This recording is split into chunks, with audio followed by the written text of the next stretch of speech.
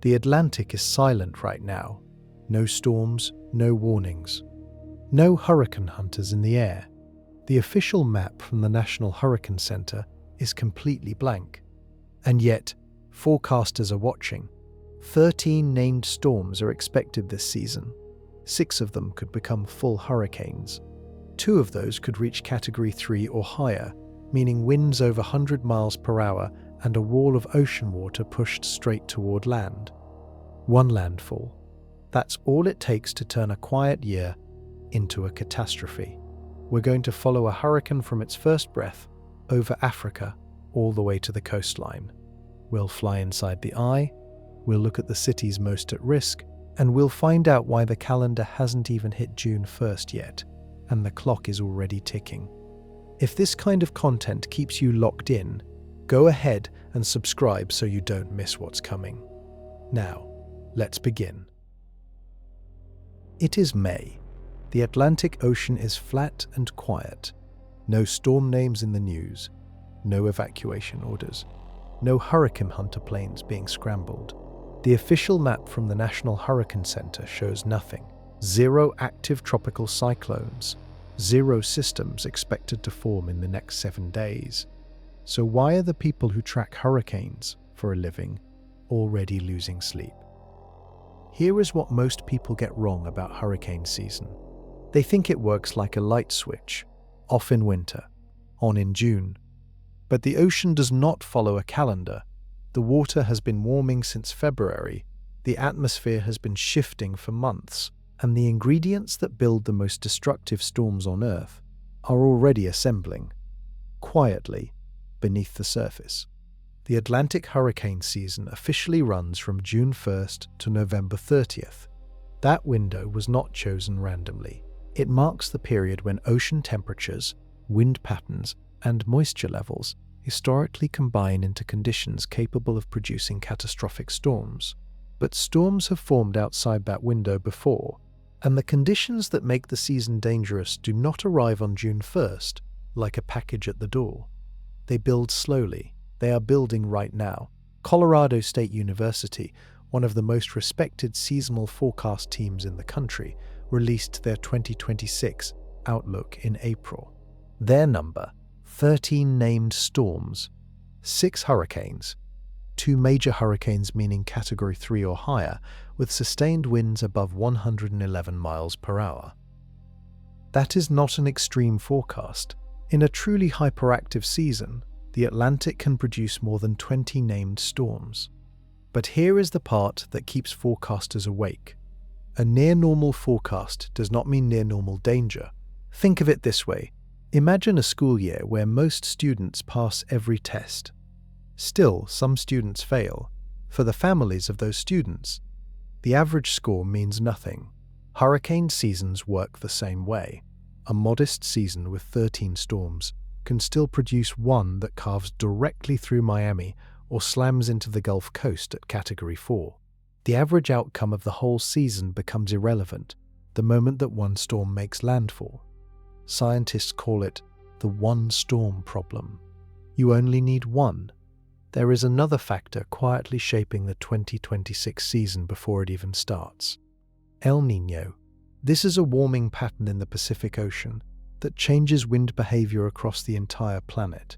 When El Niño is strong, it pushes powerful upper-level winds across the Atlantic. Those winds tear developing storms apart before they can strengthen. Forecasters expected El Niño to suppress some Atlantic activity in 2026, which is part of why the seasonal numbers look modest compared to recent years. But El Niño is not a shield. It reduces storm frequency. It does not eliminate risk. History is full of seasons where El Niño was present and a single devastating hurricane still reached the coast. So the map is blank. The season has not started, and the forecasters who built their careers reading the Atlantic are already watching water temperatures, wind patterns, and pressure systems with the kind of focus most people reserve for something that is already on fire, because they have seen what happens when people stop watching. The storm that changes everything rarely announces itself, and in the next chapter, we need to understand exactly what kind of machine we are waiting for. Picture the biggest thunderstorm you have ever seen. Now multiply it by 1,000. Then spin it. Give it winds that could strip the roof off a concrete building. Stretch it across an area the size of Texas and let it feed itself, growing stronger as long as it stays over warm water. That is a hurricane. But the real answer to what a hurricane is goes deeper than size and wind speed. A hurricane is an engine, a heat engine, and like any engine, it needs fuel. The fuel is warm ocean water, and the way it uses that fuel is one of the most powerful processes in the natural world. Here is how it starts. The ocean surface warms up, usually to at least 79 degrees Fahrenheit. Warm water evaporates faster than cool water. That warm, wet air rises off the surface and shoots upward into the atmosphere. As it rises, it cools. When it cools, the moisture condenses into clouds. And when moisture condenses, it releases heat. That released heat warms the air around it, which makes that air rise even faster, which pulls in more warm, wet air from the surface below. The system starts spinning because of something called the Coriolis effect. The Earth is rotating. That rotation deflects moving air to the right in the northern hemisphere. So as air rushes toward the center of the storm, it curves. The curve becomes a spin. The spin tightens. And once the whole system organizes into a defined rotation with sustained winds of at least 74 miles per hour, it earns the name hurricane. At the center of the storm sits the eye, calm, clear. Sometimes blue sky visible above. The eye can be anywhere from 5 miles to 40 miles across. Around it spins the eye wall, a tight ring of the most violent winds and rainfall in the entire storm. This is where the worst damage happens, where buildings fail, where cars lift, where the ocean itself gets pushed toward shore. Outside the eye wall, spiral bands of rain and wind extend outward for hundreds of miles. A major hurricane can dump more rainfall on a city in one day than that city normally receives in an entire year. Now here is what makes a hurricane different from any other storm. It is self-sustaining as long as the fuel holds. A tornado lasts minutes. A thunderstorm fades in hours. But a hurricane over warm, open ocean can last for weeks. It keeps pulling moisture up from the surface, converting it into energy and using that energy to grow stronger. The Atlantic Ocean in summer is basically a runway for these storms. Warm on top, with deep reserves of heat beneath the surface, the water does not need to be warm just at the skin, it needs to be warm hundreds of feet down, because a moving hurricane stirs up the water beneath it. If that deeper water is cold, the storm cools its own fuel supply and weakens. If the deep water is warm, the storm feeds without interruption. Scientists have a name for deep warm water reservoirs: ocean heat content. Right now, forecasters are measuring ocean heat content across the Atlantic basin like a doctor checking a patient's blood pressure before surgery. The readings matter, because what they find in those depths will determine how strong the storms of 2026 can get. And what they've been finding lately has their full attention. Every spring, the Atlantic begins to change. The sun climbs higher in the sky, days grow longer, and the ocean, which absorbs heat slowly and holds it even slower, begins to warm from the top down. By May, sea surface temperatures across large stretches of the Atlantic and Gulf of Mexico are already approaching or crossing that critical 79 degree Fahrenheit threshold. That is the temperature at which warm water can begin feeding a tropical storm. It is not a hard wall. Storms have formed over slightly cooler water, but 79 degrees is the baseline. Below it, development stalls. Above it, development becomes possible. The warming does not happen evenly. The Gulf of Mexico heats up faster than the open Atlantic because it is shallower and more enclosed. It is basically a bathtub sitting in direct sunlight. By late June, Gulf water temperatures often exceed 85 degrees. That is not warm. That is dangerously hot for any storm that wanders into it. The Caribbean warms similarly. Islands that seem like paradise from a beach chair are sitting in water that by August and September creates near-perfect conditions for rapid storm growth. The open Atlantic, especially the area between Africa and the Caribbean, also warms significantly through the summer. This stretch of ocean is the main highway for tropical waves, lines of disturbed weather that roll off the African continent every few days between June and October. When those waves cross water that is 80 degrees or warmer, with light winds and plenty of moisture above, they can organize into tropical storms within days. Now here is where the 2026 season gets complicated. El Niño was expected to moderate some of this warming and add disruptive upper-level winds across the basin. That is the suppressing factor that led Colorado State University to call for a near-normal rather than hyperactive season. 13 storms instead of the record-breaking numbers seen in some recent years. But ocean warming is not fully controlled by El Niño. The two systems interact, but the Atlantic has its own heat budget. And in recent years, the baseline temperature of the Atlantic has been higher than it was decades ago. That means even in a season where El Niño pushes back, the ocean is starting from a warmer position than it used to. Think of it like baking. The recipe calls for the oven at 350 degrees, but someone already preheated it to 375. Everything cooks faster. The margin for error shrinks. Forecasters watch sea surface temperature maps the way a doctor watches vital signs. Color-coded charts show where the ocean is warm enough to support storm development and where it is not. In peak season, those maps turn deep red and orange across vast stretches of the Atlantic. Every degree of extra warmth is fuel that does not need to be created. It is already there, waiting. The spring warming phase also sets up another condition: atmospheric instability. Warm ocean water heats the air above it, making that air more likely to rise rapidly and form the deep thunderstorm clusters that can eventually organize into tropical cyclones. So by June 1st, when the season officially opens, the Atlantic is not starting cold. It has been warming for months. The fuel has been loading, and the one question that will shape every news alert, every evacuation order, and every sleepless night in coastal communities through November is simply this: where will the first wave organize?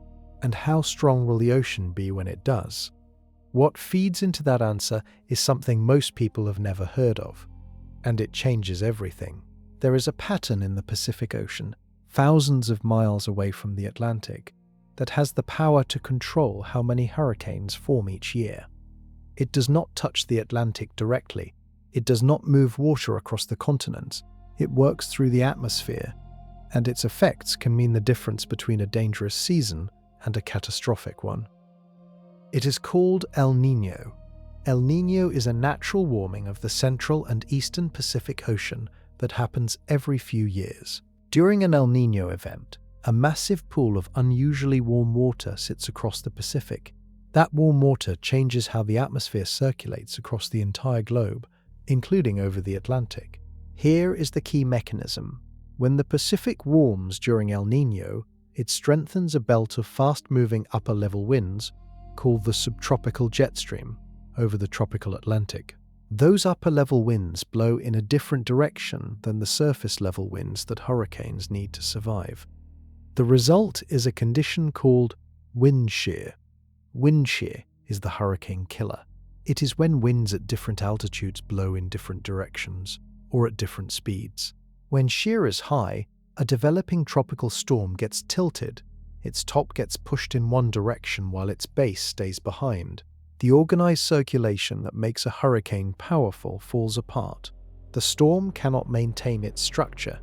It weakens, scatters, and dies before reaching full strength. Strong El Niño conditions can flood the Atlantic with wind shear throughout the entire hurricane season, dramatically reducing how many storms form and how strong those that do form can get. Forecasters expected El Niño conditions to be a factor in the 2026 season, contributing to their projection of a near-normal rather than explosive year. But here is what El Niño cannot do. It cannot guarantee safety.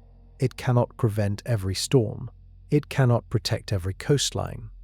History has recorded deadly hurricane seasons during El Niño years. In 1992, El Niño was present.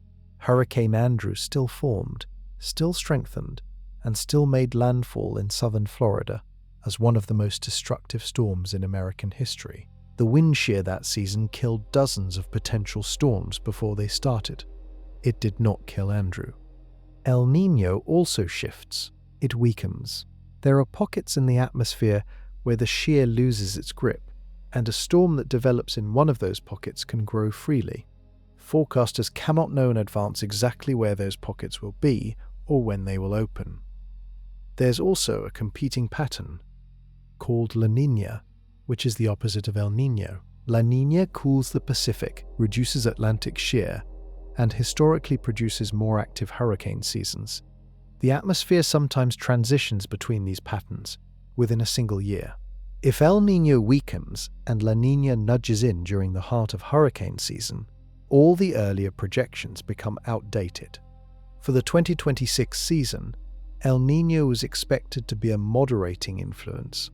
Scientists and forecasters flagged it as a reason the season might lean toward average activity, but they were careful. Every major outlook still warned that average activity is not the same as manageable danger. El Niño is the invisible referee of hurricane season. It suppresses the field. It does not clear it, and there are factors building in the Atlantic right now that El Niño alone cannot stop. In April of 2026, a team of scientists at Colorado State University released their preseason hurricane forecast. They do this every year. They analyze ocean temperatures, atmospheric patterns, El Niño conditions, historical data, and dozens of other variables. Then they put out a number. For 2026, the number was 13. 13 named storms, 6 hurricanes, 2 major hurricanes reaching Category 3 or higher. That number sits almost exactly at what scientists call the historical average. The long-term mean for Atlantic hurricane seasons is about 14 named storms. So at first glance, 13 sounds almost reassuring. It sounds like a normal year. But forecasters were careful to explain exactly what a normal year actually means. And the explanation is not comforting. The Atlantic hurricane season produces an average of 14 named storms per year. That average includes some of the most destructive events in American history. Hurricane Katrina formed during a season with 28 named storms. But it was not the quantity that killed nearly 2,000 people and caused over $100 billion in damage. It was one storm, one landfall, one catastrophic failure of levees protecting a city built below sea level. A season with 13 storms and a single major landfall can cause more destruction than a hyperactive season where every storm stays at sea. The number of storms does not determine the outcome for any specific city or coastline. The tracks do. The timing does. The intensity at landfall does. Colorado State also factored in El Niño, which was expected to contribute some suppression of Atlantic storm development. Without El Niño, the forecast might have called for 16 or 17 storms. The El Niño influence nudged the number down, but it did not push it to zero, and even with that moderating factor, forecasters still projected 2 major hurricanes, 2 chances for a Category 3, 4, or 5 storm to approach land. Now here is the part that gets lost in the headlines. Pre-season forecasts predict how many storms form. They cannot predict where those storms go. Colorado State can tell you 13 storms are likely. They cannot tell you whether any of them will turn toward Texas, hug the Florida coast, or sweep up the eastern seaboard. Those paths are determined by steering currents, high-pressure systems, and atmospheric conditions that do not take shape until each storm actually exists. This is the fundamental uncertainty that keeps emergency managers awake even during quiet years. The forecast could be completely accurate: 13 storms, 6 hurricanes, 2 majors, and one of those majors could make a direct hit on a major city. The science cannot prevent that. It can only try to predict it once the storm is already forming. Insurance companies understood this. Several 2026 outlooks cited TT Club, a marine and logistics insurer, raising alarms about hurricane risk for ports and coastal supply chains even in a near-normal year. When the people who calculate financial risk for a living issue warnings during a below-average forecast, that says something. The season had not started. The map was blank, and the math already showed that blank maps do not stay blank. Something was already moving, far away, in a place most people never think about. Before a hurricane has a name, before it has an eye, before it has winds strong enough to snap a tree, forecasters are already watching it. They give it a number. They assign planes to fly near it. They run computer models trying to predict what it will become. And they do all of this while it is still just a cluster of thunderstorms drifting across the ocean. The system starts with what the National Hurricane Center calls an INVEST area. INVEST stands for Investigative Area. When meteorologists spot a region of disturbed weather in the Atlantic that shows potential for tropical development, they label it. The first one of a season gets the label INVEST 91L. The next is 92L. The letters stand for the Atlantic Basin. An INVEST designation does not mean a storm is forming. It means forecasters are watching a patch of disturbed atmosphere closely enough to assign resources to it. Satellites redirect their attention. Weather models begin running simulations centered on that location. Hurricane hunter aircraft may be tasked to fly through it and collect data. The National Hurricane Center then assigns a formation probability, a percentage chance that the INVEST will develop into a tropical cyclone within the next 2 days and within the next 7 days. These numbers appear on the official Tropical Weather Outlook, a map that coastal residents, emergency managers, and insurance companies watch obsessively during peak season. A 10% chance sounds low, but in hurricane forecasting, 10% means 1 in 10. When a storm with even those odds is pointed at a populated coastline, emergency managers start making calls. Evacuations take time. Shelters need staff. Supply chains need to move. The machinery of preparation cannot wait until the storm is confirmed.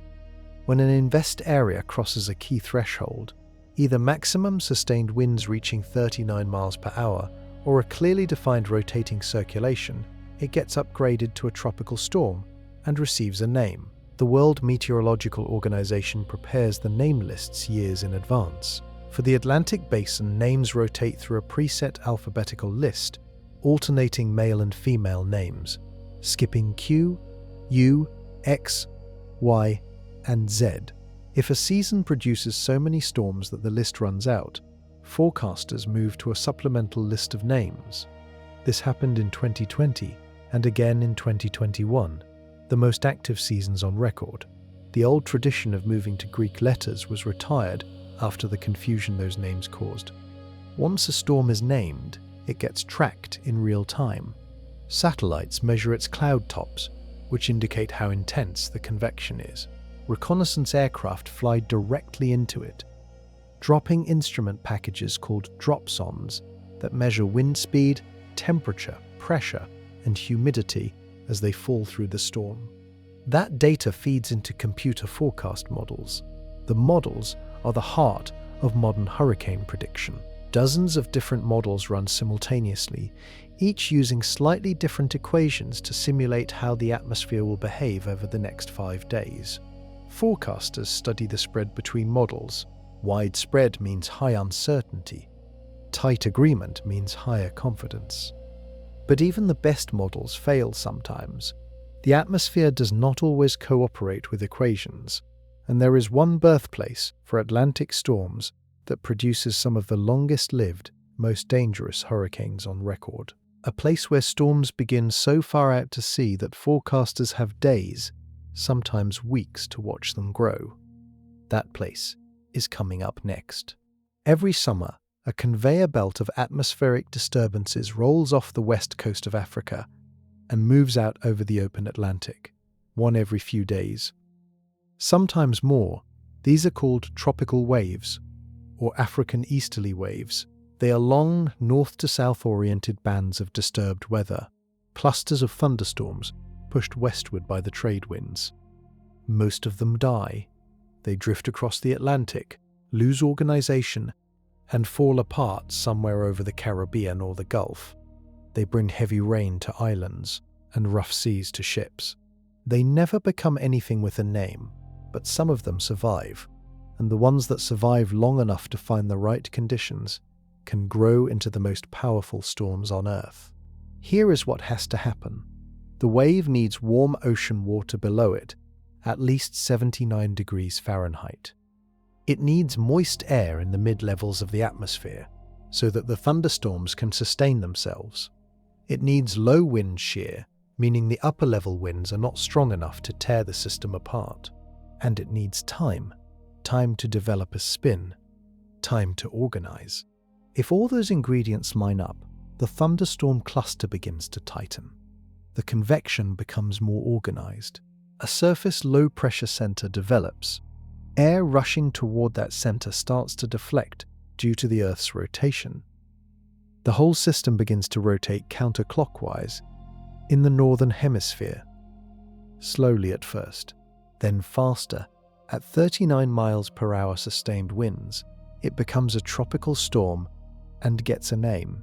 At 74 miles per hour, it becomes a hurricane. At 111 miles per hour, it crosses into Category 3. At 157 miles per hour, it becomes a Category 5. That entire process, from disorganized wave to potential Category 5 hurricane, can take as little as a week, sometimes less if conditions are ideal. The waves begin crossing the Atlantic in late June and peak through August and September. Forecasters track every single one. Some waves are obviously weak from the start, poorly organized, full of dry air. Others show structure and spin from the moment they reach the ocean. Those get watched more closely. The waves that start near the Cape Verde Islands, a small island chain about 350 miles off the African coast, have the most ocean time to develop. They cross thousands of miles of open Atlantic before reaching land. That long ocean track gives them plenty of opportunity to organize, strengthen, and build into powerful systems. Storms that develop from Cape Verde waves and then intensify through their long ocean track are historically among the most intense and destructive to make US landfall. Hurricane Hugo, Hurricane Ivan, all Cape Verde origin storms, all catastrophic at landfall. The process is completely natural. The atmosphere has been doing this for millions of years. But the question forecasters are focused on right now is whether the Atlantic conditions this season will give more of those waves the chance they need to survive and grow.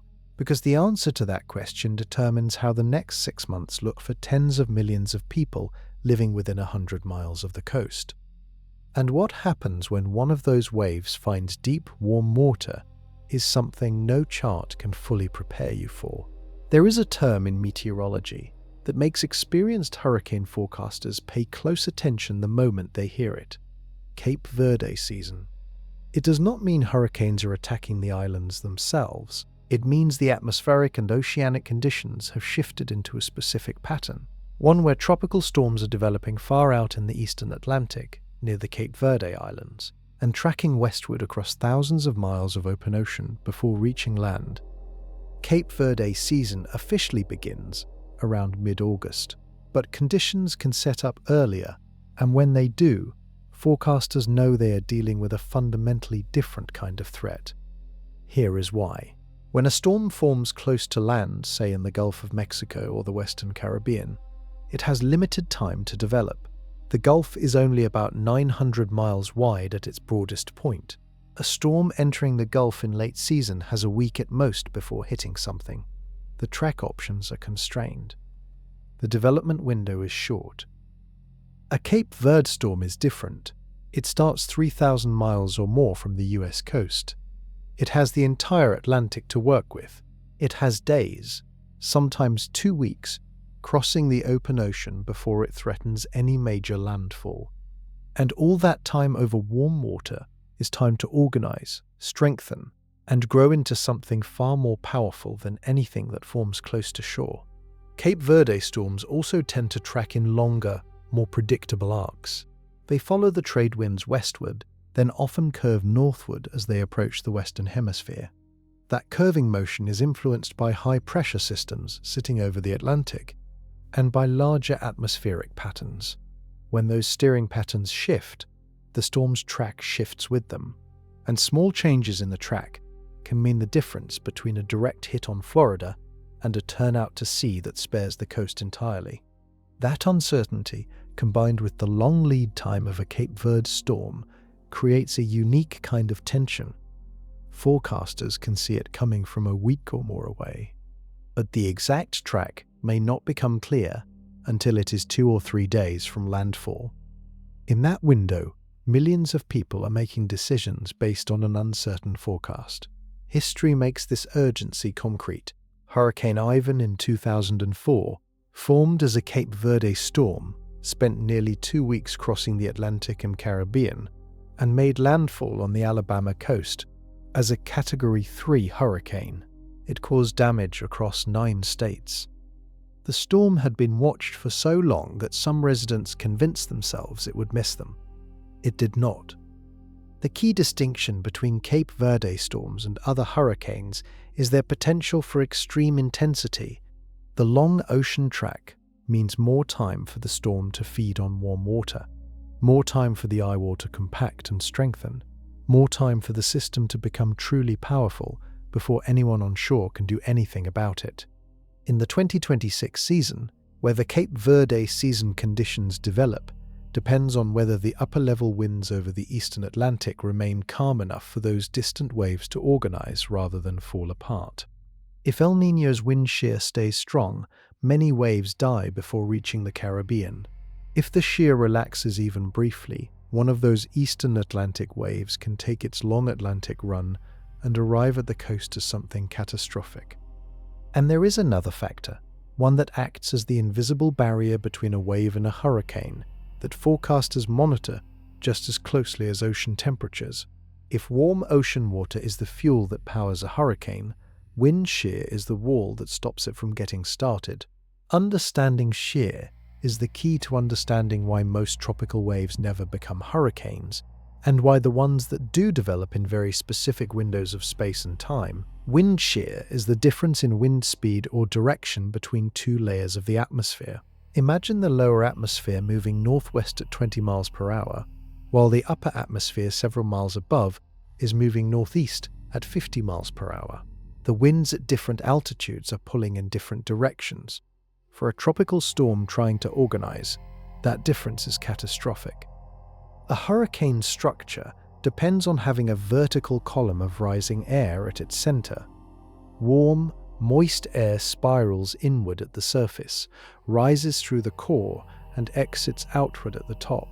The whole system is essentially a tall rotating chimney. Wind shear destroys that chimney. The upper winds push the top of the storm in one direction, while the bottom stays behind. The circulation tilts, loses symmetry, and the organized convection that drives intensification falls apart. Given enough shear, even a well-organized storm can be ripped apart in hours. This is why meteorologists watch shear maps just as carefully as sea surface temperature maps during hurricane season. Areas of low shear are the hurricane highways, the stretches of ocean where developing storms have the best chance of organizing and growing. When a tropical wave moves into a low shear environment over warm water, the conditions for hurricane development are essentially ideal. The connection to El Niño is direct. El Niño strengthens upper-level westerly winds across the tropical Atlantic, which increases shear. That is the main mechanism through which El Niño suppresses Atlantic hurricane activity. In a strong El Niño year, wind shear can be so persistent and widespread that only the most favorably located tropical waves ever stand a chance. But shear is not uniform. It has pockets of weakness, regions where the upper-level flow relaxes, where the barrier breaks down. A storm that manages to develop inside one of those pockets, even during a high shear El Niño season, can escape the shear field and begin strengthening before it moves back into a hostile environment. This is exactly what makes hurricane forecasting so difficult during seasons with competing influences. El Niño may be flooding the Atlantic with shear, suppressing most development. But if one tropical wave finds a quiet pocket at the right moment, over warm water, with moisture in place, it can develop quickly before forecasters have time to fully update their models. There is another way shear becomes critical after a storm already exists. Rapidly moving storms can sometimes outrun high shear zones. Slow-moving storms get shredded if they drift into one. The interaction between a storm's speed, its track, and the surrounding shear environment is one of the most complex parts of hurricane forecasting. For 2026, the seasonal shear forecast suggested a somewhat elevated baseline due to El Niño. That was the moderating factor. But elevated shear is not the same as complete protection. It is a higher wall, not an unbreakable one. And when that wall drops, even for a day or two over the right stretch of warm ocean, the storm that forms on the other side can move faster and strengthen harder than anyone expected. That kind of explosive strengthening has its own name, and what it can do in 24 hours is genuinely terrifying. On August 25th, 2023, Hurricane Idalia entered the Gulf of Mexico as a Category 1 hurricane. Wind speeds around 90 miles per hour. Forecasters were watching it carefully, but the scale of what was about to happen was not yet clear. Within 24 hours, Idalia made landfall on the Florida Gulf Coast as a Category 3 hurricane. Wind speeds had nearly doubled. The storm surge reached up to 12 feet in some coastal areas. Entire communities that had prepared for one kind of hurricane found themselves facing something much worse. What happened to Idalia has a name: rapid intensification. Scientists define it as a wind speed increase of at least 35 miles per hour within 24 hours. But some storms do far more than the minimum.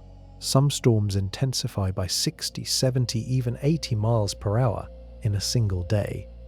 Rapid intensification is one of the most dangerous phenomena in hurricane science.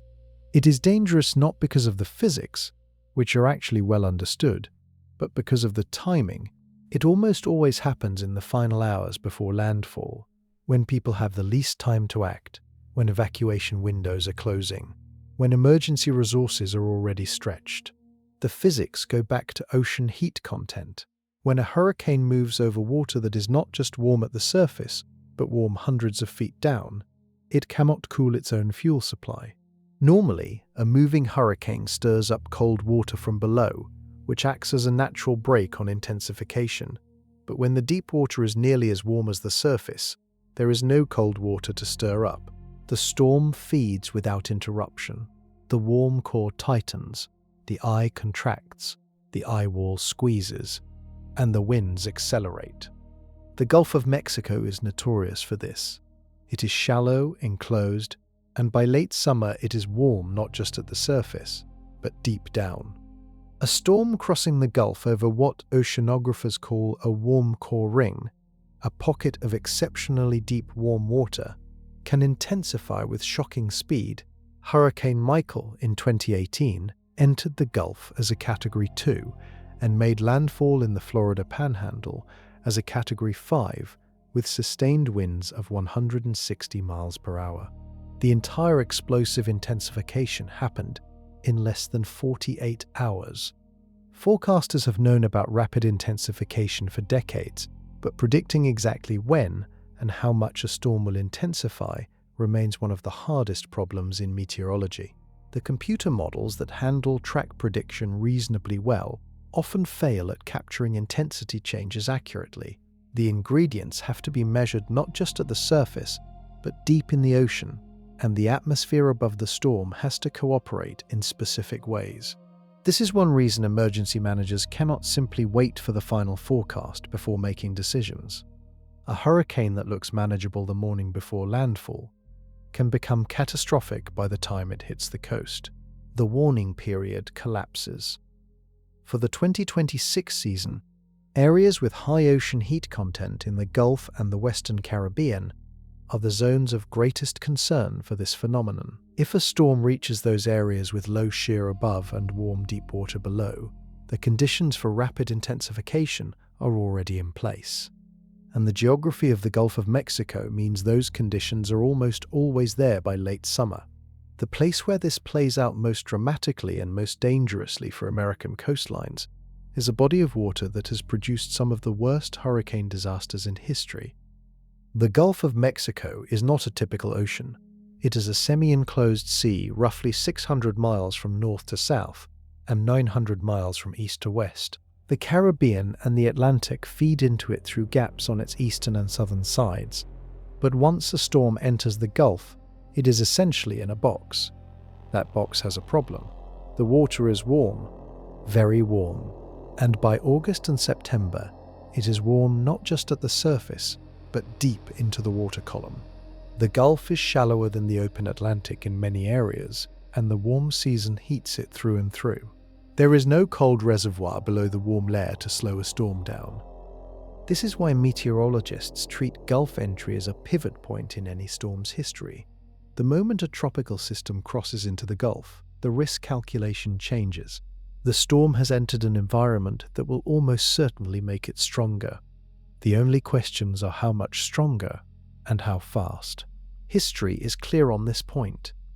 Katrina entered the Gulf as a Category 1 storm in 2025 and reached Category 5 in the Gulf before weakening slightly before landfall. Rita entered the Gulf and intensified into one of the strongest Atlantic hurricanes ever recorded, reaching maximum sustained winds of 180 miles per hour before also weakening at landfall.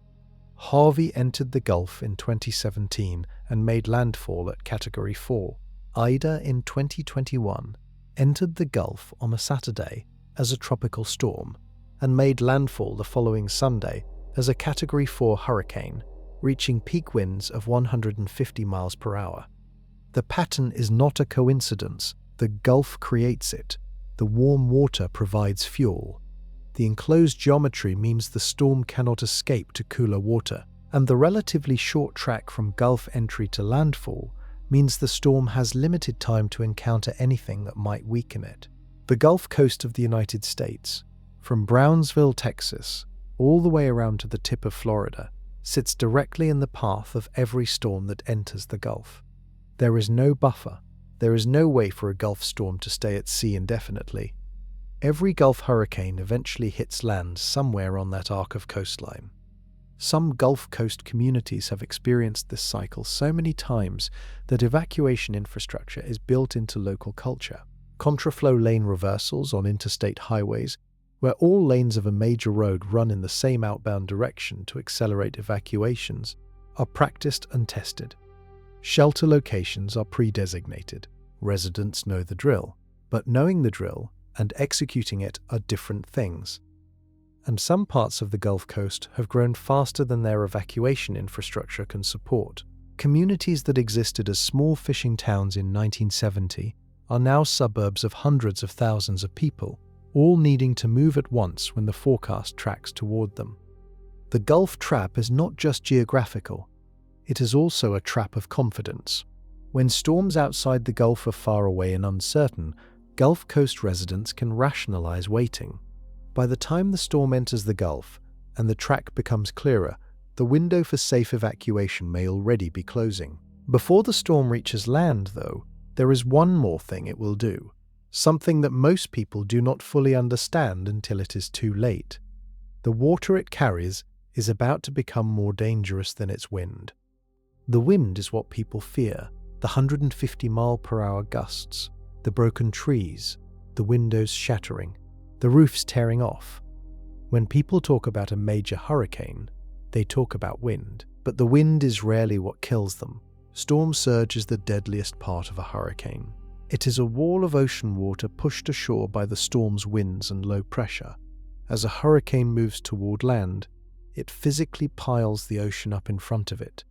The low pressure at the center of the storm also allows the sea surface to rise slightly, like water rising in a straw when you put your finger over the top. Combine those two effects and direct them at a coastline, and the result is a surge of seawater that can reach 20 feet or more above normal sea level. 20 feet is the height of a 2-story building, and it moves. It is not a wave that crashes and retreats in seconds. Storm surge is a sustained rise in the ocean's surface that can flood an area for hours, moving inland for miles depending on the terrain. It carries debris, it undermines foundations, it makes roads impassable before the worst winds even arrive. This is confirmed by decades of storm data. In Hurricane Katrina in 2005, storm surge killed far more people than the wind. In some areas of the Mississippi Gulf Coast, the surge reached 28 feet. Entire neighborhoods that survived Katrina's winds were completely swept away by water. People who had weathered previous hurricanes in those homes did not survive this one. Why does surge behave this way? 3 main factors control how bad surge will be in any given storm. First, storm size. A large hurricane pushes more water than a compact one, even at the same wind speed. Second, storm track angle. A storm making landfall perpendicular to the coast drives water directly onshore. A storm that approaches at an angle may produce a strong surge on one side and almost none on the other. Third, coastal geography. Shallow, gently sloping coastlines like those along the Gulf of Mexico are far more vulnerable to surge than steep rocky coasts, because there is nothing to stop the water from spreading inland. The areas most vulnerable to catastrophic storm surge in the United States are not secrets. The National Hurricane Center publishes detailed surge inundation maps for every major coastal county. Emergency managers have known for years that portions of the Florida Keys, the Tampa Bay area, coastal Louisiana, and parts of the Texas coast could face devastating surge in a major hurricane. Tampa Bay is considered especially vulnerable because of its specific geometry. The bay acts like a funnel, and a storm approaching from the right direction could push a surge of over 15 feet into the metro area. Storm surge is also unpredictable in its local effects. It interacts with rivers, canals, drainage systems, and the shape of individual bays in ways that even sophisticated models capture imperfectly. A neighborhood half a mile from the coast can flood worse than one directly on the water, depending on elevation and drainage. The warning systems have improved significantly. Forecasters now issue specific surge watches and warnings separately from wind watches and warnings, because surge risk and wind risk do not always align perfectly on a map. But improved warnings only help if people pay attention to them. And the history of why people stay when they should leave is stranger and more complicated than it might seem. 1992 was not a busy Atlantic hurricane season. 6 named storms, 1 hurricane reached major status.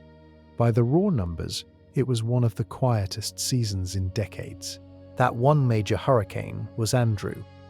It made landfall in southern Florida with sustained winds of 165 miles per hour.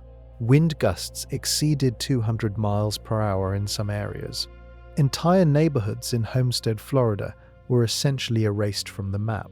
175,000 people were left homeless. The storm caused $27 billion in damage, which in today's dollars would be well over $60 billion. 65 people died directly from the storm. Andrew is the proof. Active season statistics are irrelevant to the people in the path of the one storm that matters. The relationship between seasonal forecast numbers and actual disaster risk is one of the most misunderstood concepts in public hurricane communication. The media covers seasonal forecasts heavily, framing high numbers as dangerous years and low numbers as safe ones. The public absorbs this framing and adjusts behavior accordingly. In a year predicted to be quiet, some coastal residents take fewer precautions. They are less likely to buy supplies early. They are less likely to update their evacuation plans. They are less likely to take a distant storm seriously when it starts tracking toward them. This behavioral response to forecast numbers is itself a dangerous pattern. Forecasters know it. They repeat the same warning every year. The number of storms does not determine your risk. Your location and the track of the storms that do form determines your risk. There are other historical examples. The 2010 Atlantic season produced 12 named storms, below the average at the time. No major hurricane made US landfall that year, but the season still produced Hurricane Tomas, which devastated Haiti. In 2013, only 2 hurricanes formed, the fewest since 1982. The season was called one of the quietest in decades, but the 2013 season was still capable of producing a storm that could have hit any populated coast at full strength. The quiet seasons that genuinely produced no significant damage are remembered for the wrong reason. They reinforce a false correlation between season activity and individual safety.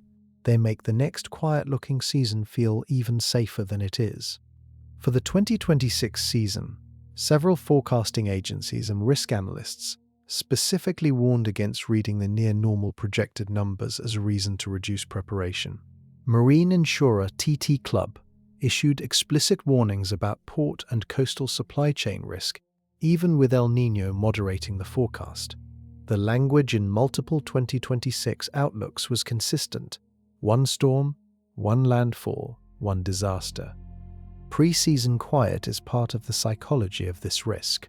The Atlantic is calm in May. The season has not started. The forecast number sounds average. Everything encourages complacency. And complacency, in hurricane country, has a cost that shows up later in the season, when the storms that form stop staying at sea. What happens at landfall is something that data alone cannot fully describe. There is a specific feature of the storm that most people fixate on, but rarely understand, and understanding it could actually save a life. Every pre-season hurricane forecast comes with a version of the same statement, the 1 storm rule. It is not written into any official meteorological standard. It is not a scientific equation. It is a plain language warning that experienced forecasters repeat because it is the most important thing they want the public to understand. It does not matter how many storms form this season. It matters where they go. The 1 storm rule is a direct response to a persistent problem in public risk perception. When people hear the word average, they translate it as safe. When they hear below average, they translate it as no problem. When they hear 13 storms instead of 20, they mentally divide the risk by 2. The math feels intuitive: fewer storms, less danger. But risk in hurricane science does not divide that way. A storm is not a lottery ticket where more tickets means more danger to each individual holder. A storm is a geographically specific event. It hits somewhere. The communities in its path face full impact regardless of how many other storms formed that year. Consider what a single major landfalling hurricane actually does to a region. The immediate impacts include wind damage to structures, storm surge flooding of coastal areas, freshwater flooding from rainfall that can extend hundreds of miles inland, tornado outbreaks ahead of the eye wall, loss of power that in major storms can last weeks, and disruption of roads and bridges that delays emergency response. The secondary impacts extend further: hospitals overwhelmed with trauma patients, supply chains disrupted for weeks or months, fuel shortages, insurance claims that take years to resolve, businesses that never reopen, residents who evacuate and never return, tax bases that collapse in affected communities, federal disaster declarations that cost billions. A single Category 4 landfall in a populated coastal region triggers all of those cascades simultaneously, and the region does not have to absorb a direct hit to suffer significant damage. A storm passing 50 miles offshore can still drive damaging surge into low-lying areas, bring tropical storm-force winds to communities far from the center, and dump a year's worth of rainfall in 24 hours. Multiple 2026 seasonal outlooks repeated this framing explicitly. Even with El Niño as a suppressing factor, even with 13 storms instead of the record-breaking numbers of the most active seasons, the risk to any specific coastline was not proportionally reduced. The tracks of those 13 storms remained unknown until each one formed. Each one had the potential to become the one storm that turned an average season into a remembered disaster. This is not fatalism. It is the opposite. It is the argument for preparation that does not depend on how the seasonal forecast reads. Coastal communities that prepare for the one storm in every season, regardless of what the forecast number says, are the ones that recover faster when that storm eventually arrives. And eventually, it always does. The history of the one storm rule becoming real in a catastrophic way is also a history of what happens after, of how America changed its approach to hurricane preparedness, and of what lessons were learned at enormous cost. That history has a name, and it starts with a city below sea level. August 29, 2005. Hurricane Katrina makes landfall near the Louisiana-Mississippi border as a Category 3 hurricane. The wind is catastrophic. But the surge is worse. A wall of water 28 feet high hits the Mississippi Gulf Coast. In New Orleans, the levees fail. Water pours into a city that sits below sea level in many of its neighborhoods. The flooding does not stop for days. Nearly 2,000 people die. Over 1 million people are displaced. $125 billion in damage, making Katrina the costliest natural disaster in American history at that time. Some neighborhoods in New Orleans never fully recovered. Some residents never came back. Katrina was not unpredicted. Forecasters knew it was coming. The track was clear days in advance. Officials ordered evacuations, but the response at every level, local, state, and federal, failed in ways that amplified the disaster far beyond the storm itself. Communication between agencies broke down. Evacuation resources were insufficient for residents who could not leave on their own. Levees that were supposed to hold failed because they had been inadequately maintained. The aftermath exposed systemic failures that had nothing to do with meteorology. Katrina triggered the most significant restructuring of American emergency management since the 1970s. The Federal Emergency Management Agency was reorganized. Disaster response protocols were rewritten. The National Hurricane Center expanded its warning products and began issuing them further in advance. State and local emergency management agencies received increased funding and clearer authority. Evacuation planning became more sophisticated, with explicit attention to the needs of residents without cars, residents in hospitals and nursing homes, and residents who did not trust official warnings. The National Flood Insurance Program, which many Gulf Coast and Atlantic Coast homeowners depend on for coverage, was scrutinized and reformed multiple times in the years following Katrina. New flood maps were drawn. Building codes in flood-prone areas were updated. Elevation requirements for new construction were raised. These changes made a real difference. Hurricane preparation and response in the United States improved measurably in the 20 years after Katrina. Evacuation rates increased. Forecast accuracy improved significantly, particularly for storm track. But the changes were incomplete. Some of the most critical vulnerabilities Katrina exposed remain in place today. Aging flood control infrastructure in many coastal cities has not been fully upgraded. Populations in high-risk coastal areas have grown, not shrunk, in the decades since Katrina, meaning more people are exposed to the same or greater risk. The National Flood Insurance Program continues to struggle financially because it insures properties that flood repeatedly, and the psychological lessons of Katrina, the ones about complacency, about disbelief, about the human tendency to underestimate a storm because previous storms missed them, those lessons have to be relearned in every community, every season. Katrina is 20 years in the past. The forecasting and warning technology available today is vastly more powerful than what existed in 2005. The machines that run hurricane models today would have been unimaginable to the scientists of that era. What those machines can do now is the story of how far the science has come.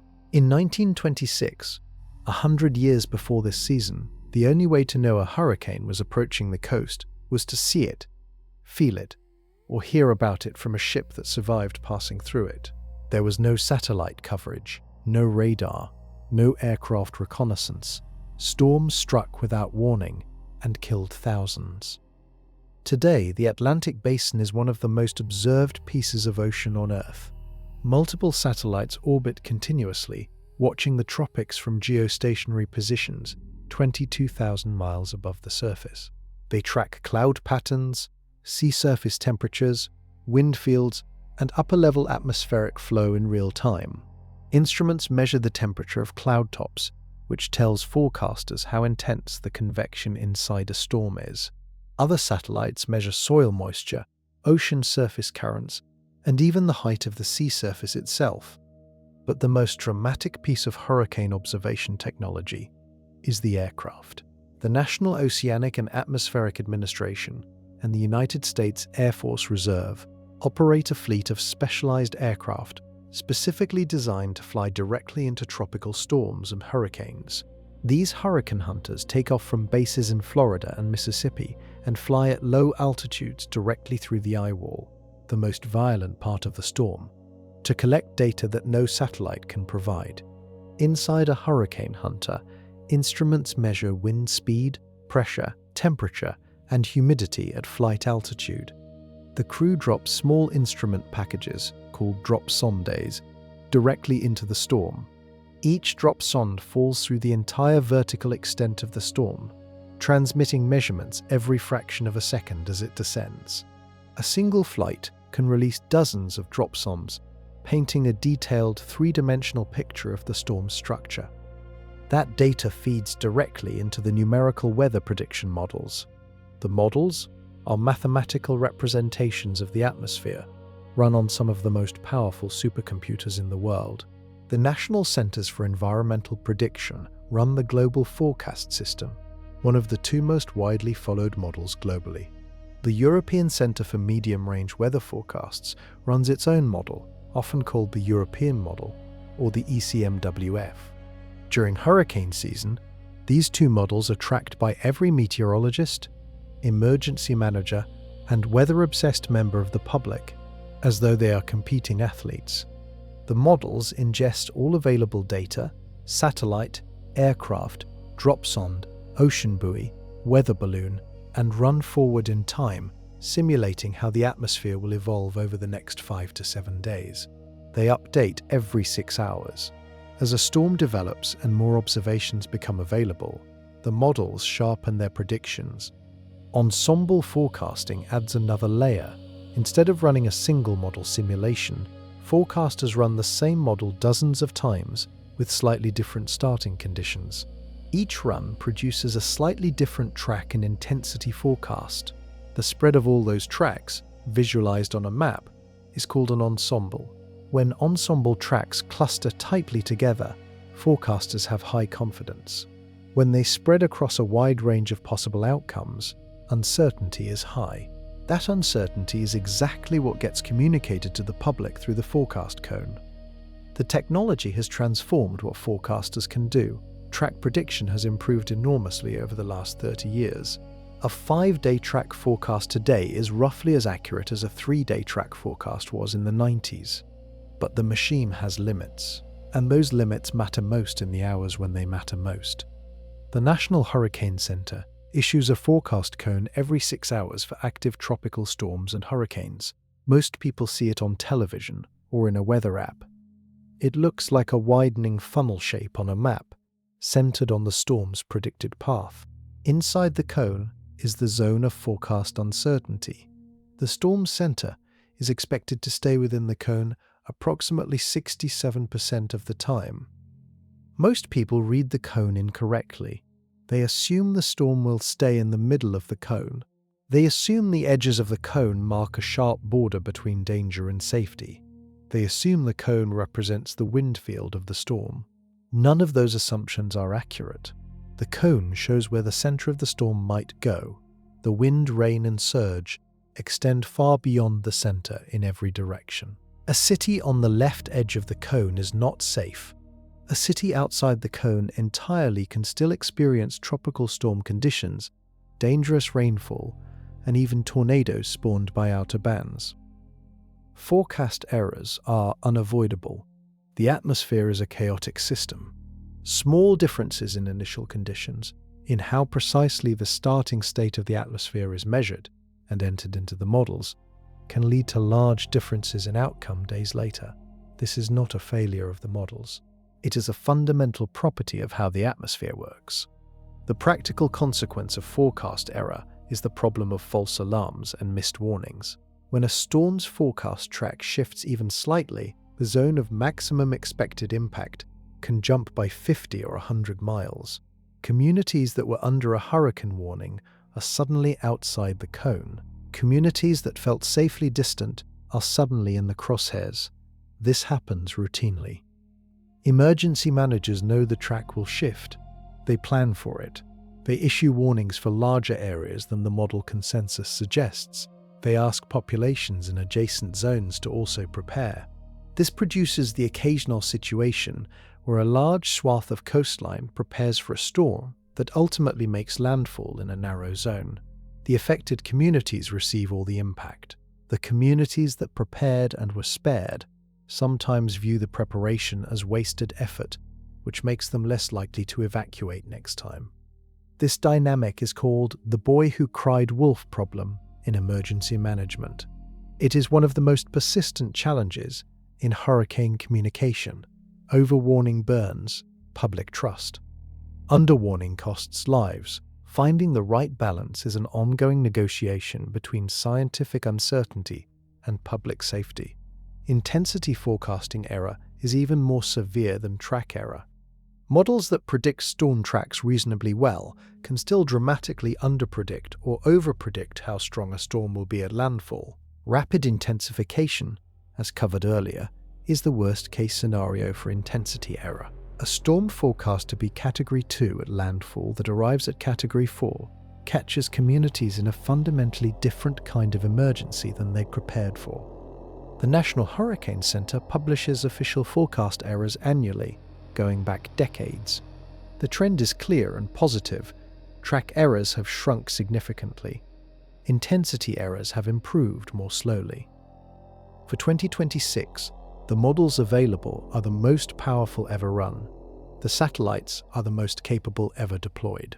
The Hurricane Hunter aircraft are equipped with instruments that did not exist a decade ago, and the storm that will test all of it has not formed yet. It is still just a wave, somewhere over Africa, moving west. Here are chapters 18 through 33. Not every coastline faces the same hurricane risk. The geography of the United States creates specific zones where the combination of storm tracks, ocean temperatures, coastal terrain, and population density makes certain areas far more vulnerable than others. 3 regions stand above the rest. The Gulf Coast stretches from the southern tip of Texas east to the Florida Panhandle. It faces warm, enclosed water that intensifies storms rapidly before landfall. Coastal terrain across much of this region is low and flat, which allows storm surge to push inland for miles. Much of coastal Louisiana sits below sea level. Large sections of the Texas coast are barely above it. The population of cities like Houston, New Orleans, and Tampa has grown enormously over the last 50 years, meaning more people now live in areas that were recognized as high risk before that growth began. Florida is a peninsula surrounded on 3 sides by warm water. There is no direction from which a hurricane cannot approach. South Florida can be threatened by storms tracking through the Florida Straits from the Caribbean. The Gulf Coast of Florida faces storms coming through the Gulf. The Atlantic coast faces storms curving northward from the open Atlantic. The Florida Keys extend 120 miles into the ocean, directly in the path of Caribbean origin storms. Tampa Bay sits at the head of a funnel-shaped inlet that, with the wrong storm track, could channel a catastrophic surge directly into one of the fastest-growing metro areas in the country. The Carolinas face a different but equally serious threat. Storms tracking northward along the Gulf Stream often approach the Carolinas from the south and southeast. The Outer Banks of North Carolina, a thin strip of barrier islands jutting into the Atlantic, are among the most storm-exposed land in the United States. Cape Hatteras sits so far out into the Atlantic that it intercepts storms that might otherwise remain offshore. Inland areas of the Carolinas, far from the coast, have flooded catastrophically when slow-moving storms stalled overhead and dumped feet of rainfall. Hurricane Floyd in 1999 flooded communities more than 100 miles from the coast. What all three of these regions share is the combination of exposure and consequence. They are exposed because of geography, sitting in the most common tracks for Atlantic and Gulf of Mexico hurricanes. They face serious consequences because they are densely populated, because their infrastructure in many cases was built before modern understanding of surge and rainfall risk, and because they contain large numbers of residents who are physically or financially unable to evacuate quickly. The risk is not a surprise to anyone in emergency management or meteorology. These vulnerabilities are documented in detail. They are mapped, they are modeled. They are communicated every season. The gap between knowing the risk and actually being prepared for it is the challenge that every hurricane season forces back into view. And the people who know this risk better than anyone alive are the ones who fly directly into the storm to measure it. The aircraft levels off at 10,000 feet. Outside the window, the sky turns grey, then dark. The turbulence begins as a shake, then becomes a sustained, violent lurching that sends loose objects sliding across the cabin. The aircraft drops suddenly, then surges upward. Rain hammers the fuselage so hard it sounds like static on a speaker turned all the way up. This is the eye wall, the most violent ring of weather on the planet, and the crew is flying straight through it on purpose. Hurricane reconnaissance flights operate out of Lakeland, Florida, and Biloxi, Mississippi. The National Oceanic and Atmospheric Administration operates a fleet of specially modified Lockheed WP 3D Orion aircraft, propeller-driven planes built to withstand the forces inside a major hurricane. The Air Force Reserve operates a fleet of Lockheed WC-130J aircraft on the same mission. Together, these fleets conduct multiple flights into each significant Atlantic storm throughout its lifetime. The crew of a hurricane hunter includes pilots, a flight director, meteorologists, and flight engineers. During a standard reconnaissance mission, the aircraft flies a cloverleaf or figure-8 pattern through the storm, crossing the center multiple times from different directions. Each pass through the eye wall delivers intense turbulence, sudden altitude changes, and instrument readings from inside the most intense part of the storm. At the center, the aircraft enters the eye. The turbulence stops almost instantly. The sky may be partially clear above. The walls of clouds surrounding the eye rise vertically for miles on every side. Pilots describe it as flying inside a stadium made of cloud. The contrast between the violence of the eye wall and the calm of the eye is complete and immediate. Every pass through the eye wall allows the crew to release drop sondes. Each drop sonde is a small cylindrical instrument package attached to a parachute. It falls through the storm from aircraft altitude to the ocean surface, transmitting temperature, pressure, wind speed, and humidity data every fraction of a second. A single flight through a major hurricane releases dozens of drop sondes, giving forecasters a detailed picture of the storm's three-dimensional structure that no satellite can provide. The data from reconnaissance flights directly improves forecast accuracy. Studies have shown that Atlantic hurricane track forecasts improve significantly when reconnaissance data is available compared to forecasts made without it. The improvement is measured in miles, and in hurricane forecasting, every mile of track improvement matters for communities in the path. The physical experience on these aircraft is extreme. Pilots report sustained turbulence that lasts 10 to 15 minutes while traversing the eye wall of a major hurricane. Altitude deviations of several hundred feet in seconds are routine. Aircraft have been struck by lightning. Equipment has been damaged. The flights are dangerous and the crews know it. But the data they collect is irreplaceable. And what that data reveals about the center of the storm raises a question that seems impossible until you understand the physics. How can the calmest spot in the storm also be the most dangerous place to be? The eye of a hurricane is one of the strangest environments on the planet. Inside a large, well-organized hurricane, the eye can be completely calm. Wind speeds drop from 150 miles per hour at the eye wall to nearly zero inside the eye. The sky overhead may be partly blue. Birds have been found circling inside hurricane eyes, carried along by the storm, unable to escape. Ships have reported flat seas and sunshine while surrounded on all sides by catastrophic weather. The eye is calm because of the storm's structure. Air in the hurricane spirals inward at low levels, rises sharply in the eye wall, and then exits outward at high altitude. Inside the eye, the air actually sinks slowly. Sinking air suppresses cloud formation and precipitation. The result is a column of relatively calm, partly clear air at the storm's center, surrounded by the most violent weather on Earth. The diameter of the eye varies enormously. Small, intense hurricanes can have eyes as narrow as 5 miles across. Large, powerful storms can have eyes 40 miles wide or wider. A wider eye is often associated with a slightly weaker maximum wind speed at the eye wall, because the same energy is distributed over a larger circumference. Meteorologists call the contraction of the eye during intensification an eye wall replacement cycle, a process where a new outer eye wall forms, then contracts inward and replaces the original one, often briefly weakening the storm before it re-intensifies. The danger of the eye comes from human behavior.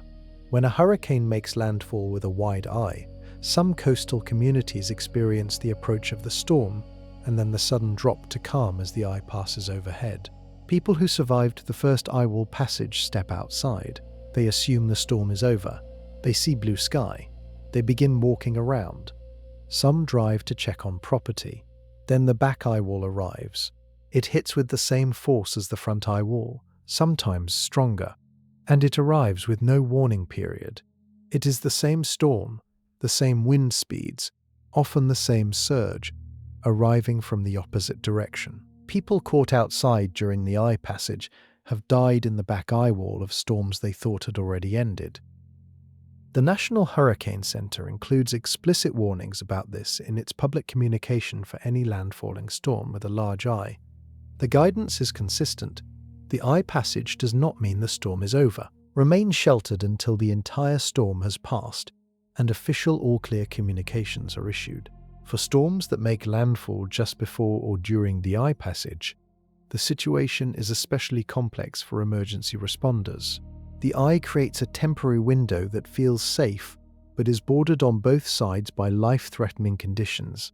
Using that window for rescue or emergency response requires precise timing and carries significant risk. The eye is also where the storm's most dramatic measurement is taken: barometric pressure.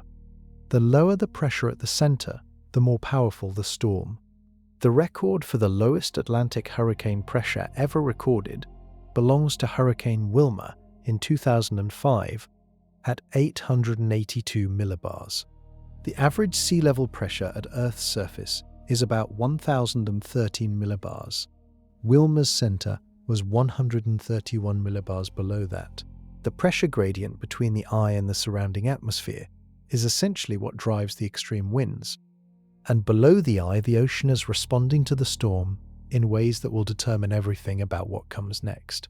Every morning during hurricane season, a set of satellite instruments passes over the Atlantic basin and measures the temperature of the ocean's surface to within a fraction of a degree.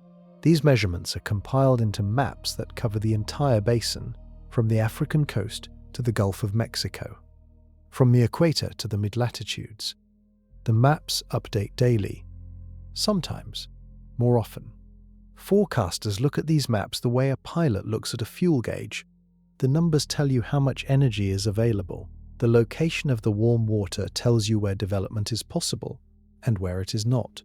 The changes from day to day tell you whether conditions are becoming more favorable for storm development or less.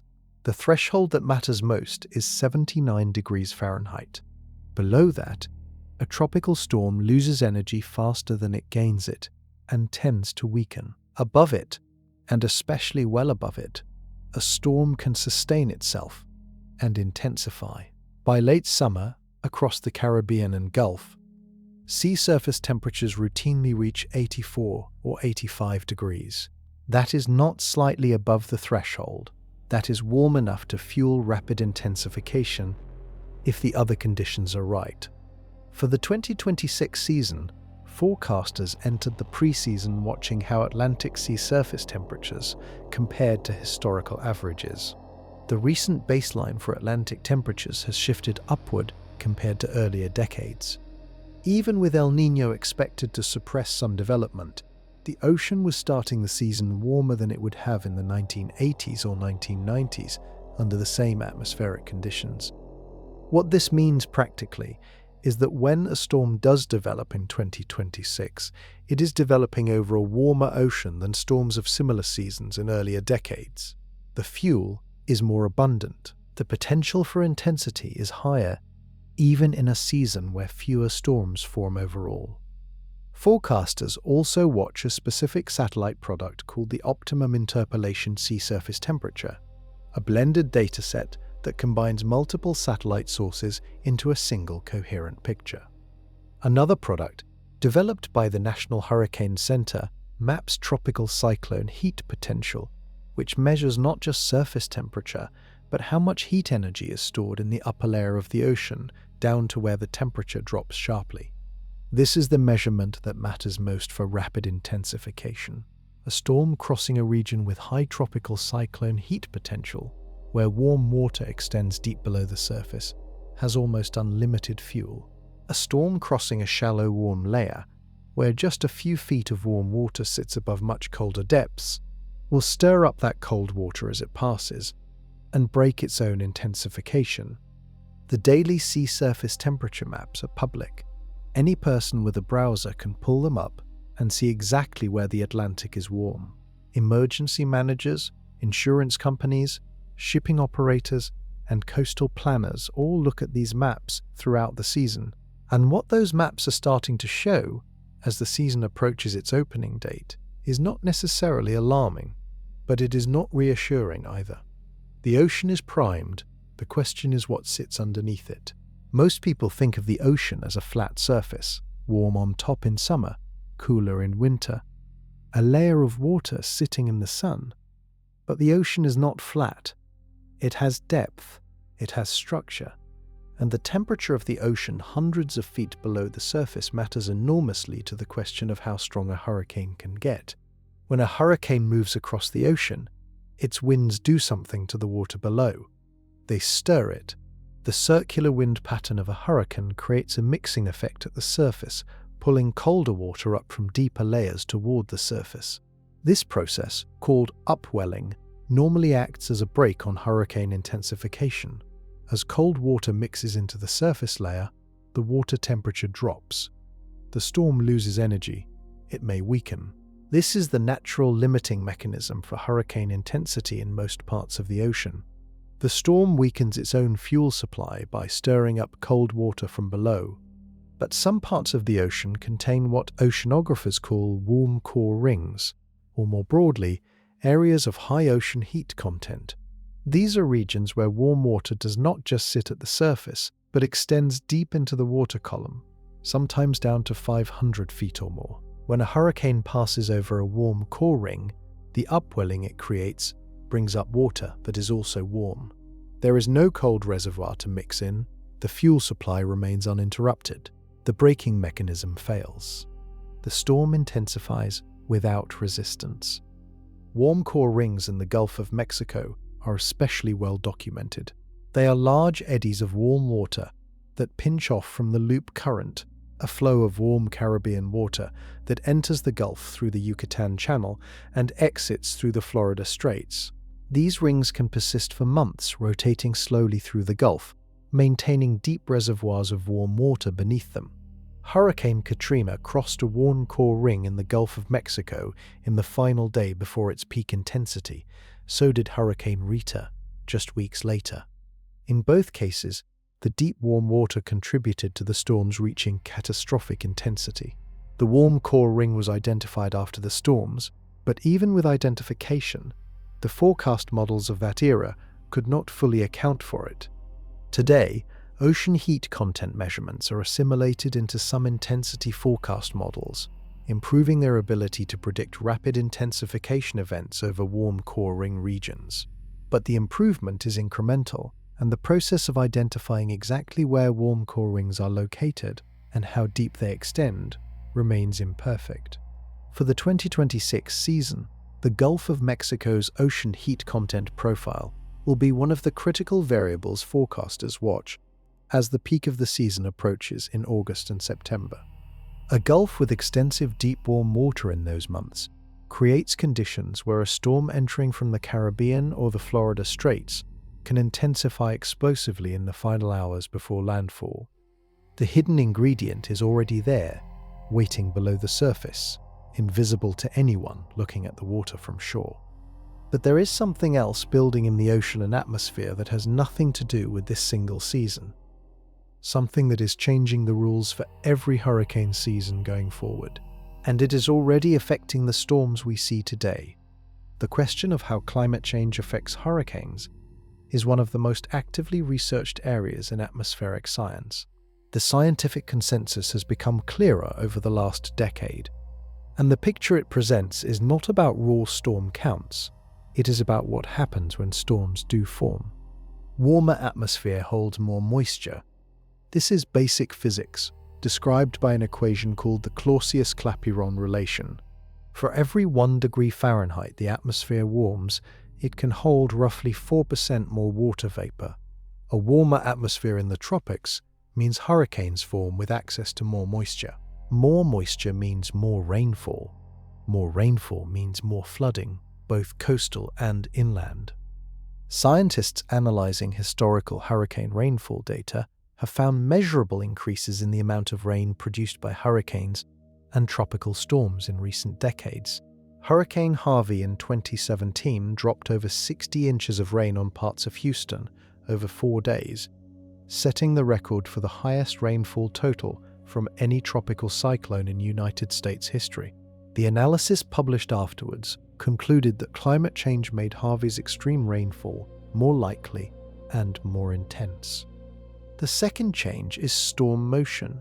On average, tropical cyclones have been moving more slowly over land in recent decades compared to earlier periods.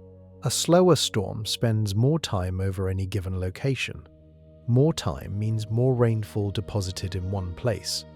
Harvey's catastrophic flooding was partly a product of a storm that stalled nearly completely over Houston, dropping record rainfall because it had almost no forward motion. Scientists theorize this slowdown is linked to a weakening of the large-scale atmospheric circulation patterns that typically steer storms. The connection to climate change is an area of active research and scientific debate, but the observational trend of slower tropical cyclone motion over land is confirmed. The third change is intensification potential.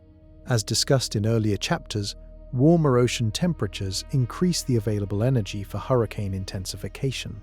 The overall pool of ocean heat content in the Atlantic has grown.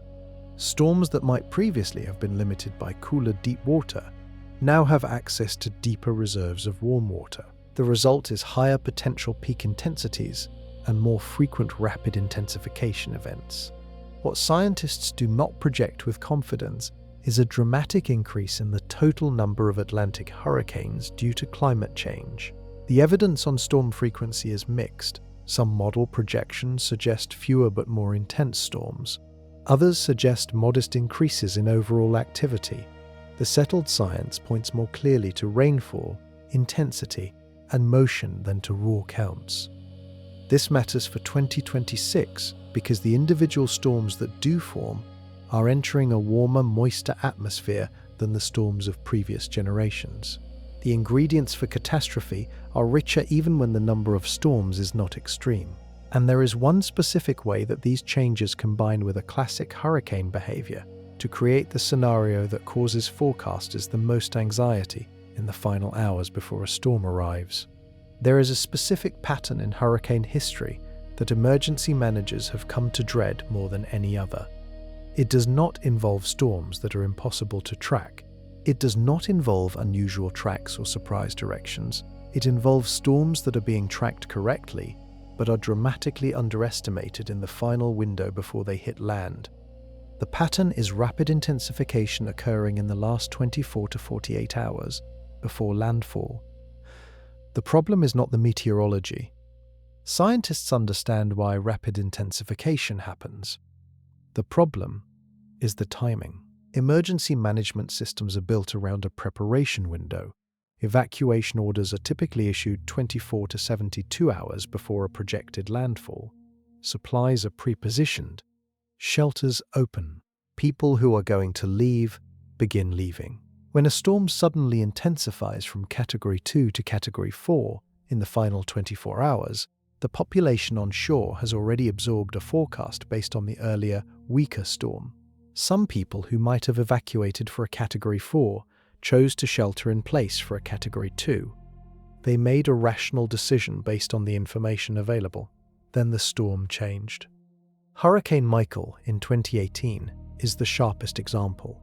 It made landfall near Mexico Beach, Florida, on October 10th as a Category 5 hurricane, the first Category 5 to hit the continental United States since Andrew in 1992. Michael's intensification in the final 48 hours before landfall was extraordinary.